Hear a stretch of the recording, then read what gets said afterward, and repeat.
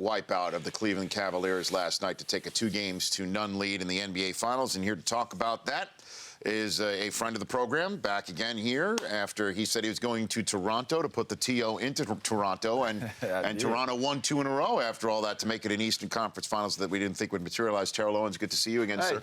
How are you? As always, I'm glad to be here. So now what you just said to me about the series means that the answer that you would give to our poll question is not on there. Terrell Owens, listen to the poll question at richeisenshow.com as it currently stands today, please. Chris Brockman. How many games will the Cavaliers win in the NBA Finals? I did add 0 to it. You did add to it? Yeah. Okay. Right now it's 57% won because I didn't have 0. 0's at 7%.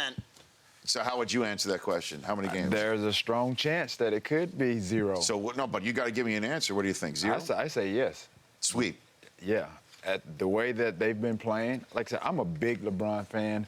I would like for them to win because of my admiration for him and what his prowess for his profession, and a good friend of mine, the head coach, Terrell Owens. But I just don't see it happening with what I've seen in 2 games in the finals. How do you know Terrell Owens? How have you gotten to know him? I used to go to some Laker games and stuff like that. So you got to see him there? Yeah.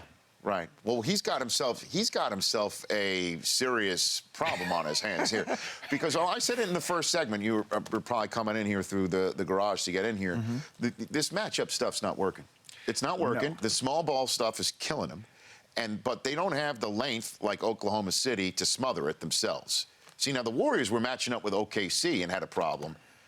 Cavs are now in that position of having a problem matching up with the Warriors, so they should put out there whoever the hell they want to play, and matchups be damned. Well, right? let me just clear something up for a lot of people that's out there watching and listening. Please do it, Tio.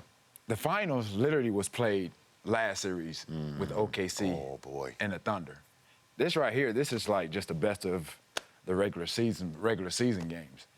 If you look at the length, obviously from OKC, which obviously created a problem for the Warriors, they came back from a huge deficit to come back and win that game and obviously get themselves into the playoffs. So what they're doing right now, what they did last series really prepared them for what they're doing right now. Steph and Klay haven't even really played like Steph and Klay. They haven't. Well, so Klay made some shots yesterday. Curry was on the bench with foul trouble. Right, but they still haven't played like themselves, like they've been playing the first couple of series. Yes. But it's inevitable that they're going to, at some point, just go on a streak and just do what they do. So that doesn't really bode well going to Cleveland, because I just feel like at some point, any given time, Curry can just rub against the wall and get hot. He can strike a match and just get in fuego. Have you ever seen anybody on a football field become like that? Was that you? In fuego? Yeah, just like where all of a sudden, things aren't going their way, quarter 1, quarter 2, and then all of a sudden... Oh, absolutely. There was a game I can remember vividly we played in Atlanta, and that was when I came up with the phrase, get your popcorn ready. Game? Yeah, because I didn't get involved. The coaches weren't getting me involved. I had no catches in the first half, and I went on a tear in the second half. So... is that the game where you were vociferous in getting me the ball, too? Is that the one we were... That was one of them. Again, my stats speak for itself. I never really had a problem, until we lost games. If we lost games and I felt like I didn't get involved enough, then that's when I was more vocal. But I've always said in post-game press conferences that if we didn't win and there was something going on, then I didn't get the ball enough. That's just because of the confidence that I had in my ability, and not only myself, but even my teammates. Terrell Owens here on the Rich Eisen Show. So what should Tyronn Lue do here? I'm thinking throw Moskov out there. What is it going to hurt?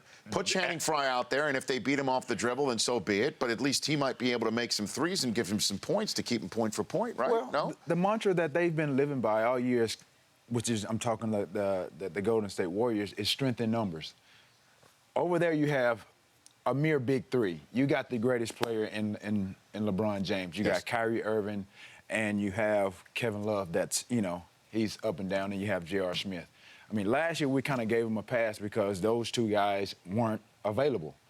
LeBron put really everything on his shoulder to try to win that series. It didn't happen. But now you're looking at strength in numbers versus a mere big three. It just doesn't add up. So you're thinking this thing, wow, I can't believe this thing's over. I have a feeling that Game 3, that the Cavs will come out with some form of desperation. That's what everybody thought in Game 2. Well, Look what has happened. Well, that's what everyone thought, I guess. Well, in Game 2, they were up by 2 after 1. And LeBron didn't even score a point. They were up by 6 at one point in that game. They were. But it doesn't matter. Against the Warriors, that doesn't mean anything. LeBron himself has even said it. A 10 or 15-point lead is not safe against the Golden State Warriors. Anybody else in the league, possibly. What do you think? What do you think of Draymond Green's kicks? Do you think they're on purpose, or do you No, think? that's just the way he plays. I mean, that's just the way his style of play is. I mean, you can probably go back and look at a bunch of films. He does the same thing. He does, but sometimes, the knee comes up in the wrong place, the leg comes up in the chest. Well, you can say that, too, about, Iguodala has been on the end of some middle section shots, too, so you can kind of put that in the mix, too. Okay, so you don't think anything that Draymond Green is doing is anything No. untoward? Let's talk about what he did yesterday. He's incredible. I knew. Well, he won that game for him. He won the game for him. He did yesterday. Sean Livingston and the bench crew did Game 1. So it's only right that at some point, the Splash Brothers are going to catch fire. Yeah, man. Cavs are in trouble. Steve Kerr joins Phil Jackson as the only coaches in NBA history to win 30 of the first 40 postseason games. He's 30-10 in his postseason career. He's in good company. And, he got coached by one of the greatest, so... That helps. Right. Terrell Owens is here in the Rich Eisen Show studio. In 60 Ticks of the Clock, I want to come back and talk to you about Muhammad Ali. I noticed you had some things to say about him on Twitter this weekend and just get your 2 cents on the subject, yes. okay? Terrell Owens is coming back here in 1 minute's time here in the Rich Eisen Show set.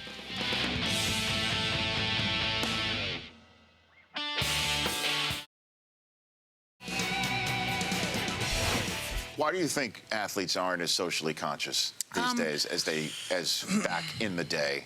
It's a hard. They used to be. There's a lot of. I don't know if I'll be able to answer the question fully, but the first thing that comes to mind is just, number one, it's a different time.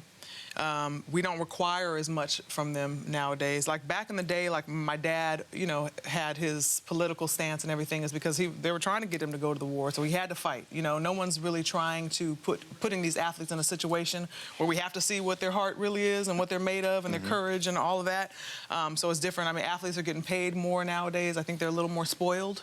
And people are different. It's not just athletes. People always talk about athletes, but people as a whole are different. Our society, just from what we're watching on TV to what we're listening to and what we expect of each other. Our expectations are a lot lower. My dad has freed hostages, from overseas. He's done so much. And, I didn't know how great my father was as a man, as a human being, not just a fighter, until obviously I got older. And really understood all that he stood for. But like I said, my dad continues to make me proud every day. I was Layla Ali a couple of marches ago here on the Rich Eisen Show in the seat that currently is being occupied by Terrell Owens. You were nodding your head quite a bit when you were listening to Layla Ali talk about athletes today, of which you are one.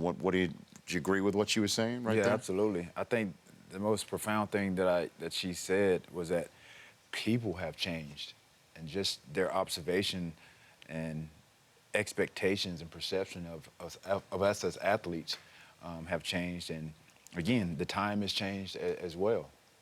So when Muhammad Ali would say things that he said, and you're a young man perhaps learning about what Muhammad Ali did and who he was, how did he affect you as you were formulating the man that I see sitting here in front of me? Well, I think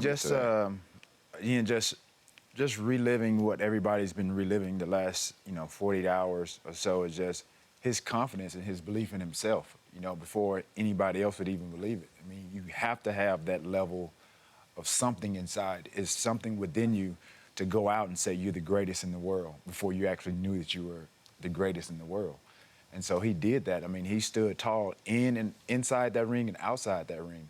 And so I think that's what really resonates for me and just humankind as a whole, not just for the African-American community, because he's done so much for us, but as she said, he's done a lot for the world. Yeah, he was saying he was the greatest of all time before he beat Liston the first time. Right. When you heard him, we played that earlier on the first hour of the show when he beat Sonny Liston. He's like, I shook up the world, I'm a bad man, things of that nature. And he said, I told you I was the greatest. So he said that before. And do you think that the way he was and his brashness and, as you say, the confidence set the stage for somebody like you? Well, yeah, I didn't really realize, I had heard of Muhammad Ali, but I never Sure. really did any research or, to an extent to where I tried to model myself or anything like that. And I've read some of his quotes, and some of it is about vision, it's about dream, it's about what's inside you. And I think that's what was inside me, because I told you on a couple of shows ago, I never envisioned myself or thought I would play beyond the collegiate level. I never even knew that I would even be a professional football or player or anything for that matter, because my love was for basketball, and I played a number of sports in high school. I mean, I ran track, I played basketball, obviously football, and I played baseball. But I never knew that I really had anything inside of me to play at a professional level, especially in the NFL. So to look back on my career and see some of the things that I've done, and I listen to some of the sound bites, to me, it's fascinating. It's remarkable, because I know that people can look at me just as they did with Muhammad Ali and find some type of motivation, some type of inspiration. And so everybody has that path, but I mean, nobody has really done it like Muhammad Ali. No, I mean, and just at different times, obviously, where he grew up in and his experiences. Terrell Owens joining me here on the Rich Eisen Show. So do you think there are some athletes, professional athletes, that would speak up on social issues, that would speak up on political issues, but don't because they know there's a shoe contract that might get in trouble? Absolutely. I mean, their jobs are probably at stake. There's a lot of things at stake, and, that will come back to haunt them. So again, yeah, I mean, there's a number of guys. I mean, even with some of the situations that I went through with, with different teams, with, people saying this about me and saying that about me. I mean, again, when all that stuff was going on, I had a number of my teammates that came to my aid, that would call me and tell me they had my back or they were in support of what was going on, but they weren't going to go and publicly say anything because, again, their livelihoods would be at stake. Just in terms of your own situation. But, I mean, is there conversations in the locker room about, say, this shooting or this instance, that war, that politics, election? I mean, to get into politics, I mean, that's something, again, you have to be really headstrong about, and you have to be steadfast in. And I think when you saw Muhammad Ali, really exercise his constitutional right to not fight in the war, I mean, he did it for himself, and he stood up for a lot of people that normally wouldn't have a voice, that have said things like he set the precedent. Right. But it's not for everybody. Everybody doesn't have it in them to be on that platform. And if it was today, right? If today was then, there's so many different ways you can go about this. Right. But he would have @TheChamp, right, on Twitter, absolutely. on Instagram. I mean, there'd be different ways. He would probably have the most followers ever. He did just get. We were hearing stories, as Brockman was telling, just to get out of limousines, that people would flock all around him. Yeah, he didn't need a social media account. Right. He was social media before social media. You know what I mean? He was entertainment. You know what I mean? And I was watching something this morning, and I alluded to it before we got on the show, is that I heard Layla Ali say that her dad was trapped inside that body riddled with Parkinson's. Oh, my goodness.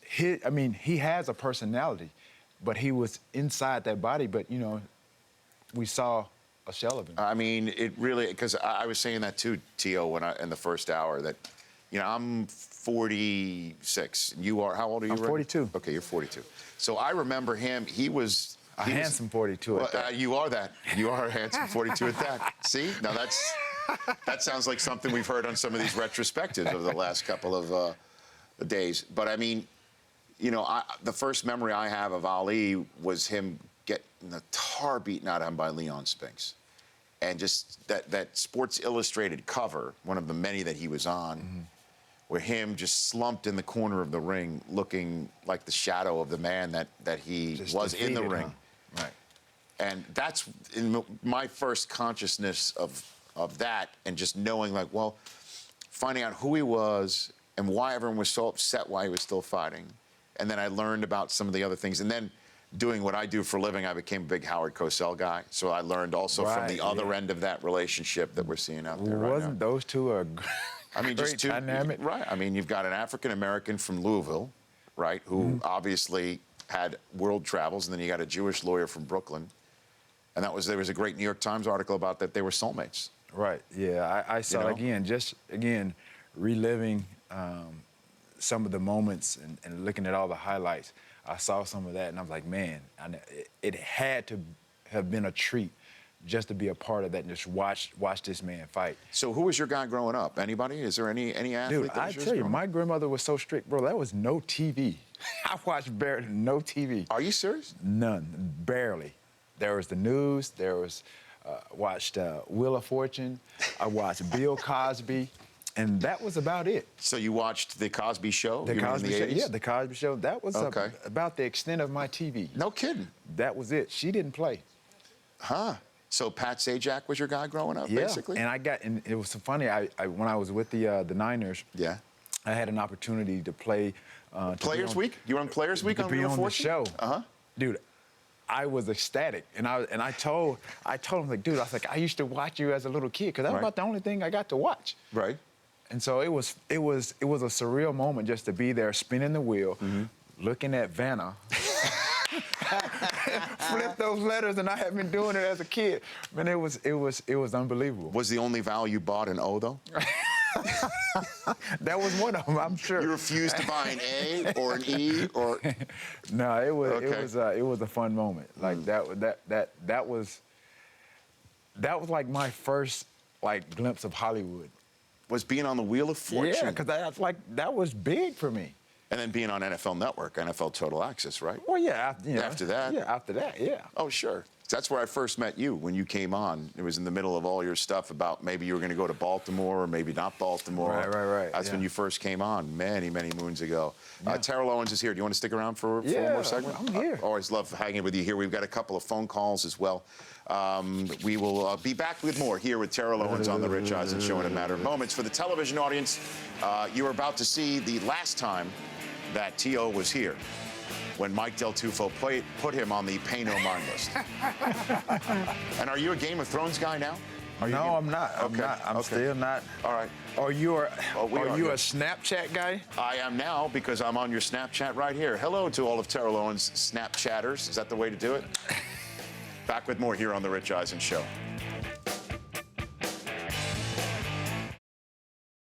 You looked at me when I said I think there is still a possibility that this series returns to Golden State all knotted up at 2 apiece. Yeah, And you man, looked at me like I have lost my mind. Essentially. Yeah, I don't understand your rationale behind thinking that they could possibly win a game with what you've seen so far without the emergence of Clay and Steph doing what they do. Let me say this. Yes. This year's Golden State team is far better than last year's. I would agree with that assumption, yes. I would agree that they're also more confident, they're champions, that they have, and what they did against OKC gives them a lot. I don't think last year's Golden State team could have done what they did this year versus OKC. What makes them better this year in your mind? They lose David Lee. They didn't really gain much team-wise. Why do you say they're better? Just with that same mantra, the strength in numbers and the improvement of the MVP in Steph Curry. Yeah, at some point we were making the case that Curry could be the MVP and most improved player all wrapped in one this year. No doubt about it. And you've seen, he's raised everybody's level of play on that team up. Yes. You think about the guys that are considered the greatest players like Kobe and MJ and what they've done for their teams, where they said that specifically Michael Jordan, how he made the players around him better. Kobe, not so much in the beginning of his career. Yes. I think he did toward the end of his career because he won some games without Shaq. So if you look at Curry, he's done that with his teammates. where everybody's level of play. And then, obviously, the head coach has a lot to play into this, too, as well. Steve Kerr's been, obviously, and Luke Walton, he's got himself a gig with the Lakers, perhaps 2 wins from now. You've got a numbers game on all this to illustrate this, Chris Brockman? Okay, let's do it. Numbers game. 1, 2, 3, hit. These guys, if they can pull into numbers, they can do whatever they want to do. This is the numbers game. Brought to you by TrueCar. Save time and money by downloading TrueCar's mobile app. Configure the new car you want, see what others paid for it, and get those gorgeous guaranteed savings. TrueCar users save on average over $3,000 off MSRP. So if you want to save time and save money, who does not? Download the TrueCar app today. Brockman, what's your numbers? Yeah, how lopsided has this NBA Finals been so far through 2 games? 15-point win in Game 1, 33-point win in Game 2. Today's number's 48. That's the combined margin of victory for the Warriors in the first 2 games. The largest point differential through 2 games in NBA Finals history. Ever. Wow. And it's a 32nd game last night, decided by 15 or more points in the 2016 playoffs. That's an NBA record. As a matter of fact, when they tip off Game 3 on Wednesday, it will be the 1-month anniversary of the last NBA game to have a final score with 1 possession, when the Hawks got swept out by the Cavs 100-99. That was May 8th. June 8th will be Game 3 of this series. So I'm just saying. Yeah. This all backs up your play here. Absolutely, because the Warriors have a bench that could play with the Cavs starting 5, and we've all seen that. We saw it Game 1. Their bench, they have a good rotation of players. They have at least 5 to 6 guys that they come off the bench. With the Cavs, you only have like maybe 2 or 3. Well, that's why I'm just. Well, but that's by coach's decision here. Where is Channing Frye? Channing Frye was lighting it up against your Toronto Raptors, and he was lighting it up against the Hawks, right? I mean, where's he been? It's different matchups. I understand it's a different that. team. And I said, to hell with the matchups, because that's certainly not working for them. That's just to hell with the matchups. Throw them out there. Okay, so if that's the case, then you can't really say that the big 3 needs to come into play with, which is essentially what you're saying, yes, with the Cavs. So again, with what Mozgov did last year, he played in the finals. He had no choice. But then when he comes into the game, I've seen him play, and he's a guy that when you're like 7 feet, yes, and you're not really playing to your potential, I call that big for no reason. That's a good one. When he comes into the game, he's not going to give them any offense to where it even matters. But somebody that tall, they need to come in, do what Bismack Biyombo did for Toronto. Go in there, alter shots, play defense, and change the game that way. That would be good. He doesn't even do that. He doesn't even do that. Well, he's got to do that. Otherwise, this thing could be short work. The Rich Eisen Show, weekdays at noon Eastern on Audience.